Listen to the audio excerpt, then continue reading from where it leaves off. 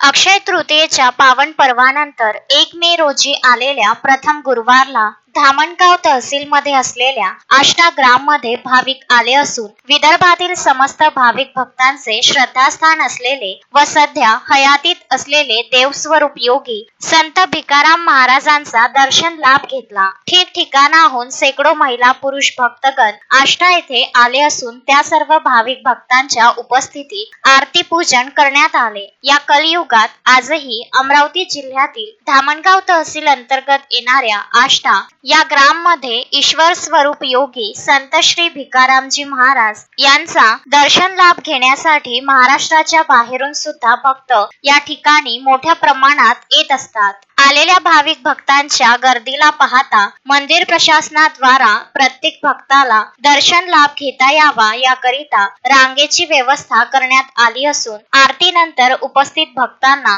प्रसादाचे वितरण करण्यात आले। अश्विन शहा, विदर्भ न्यूज, पुलगाव।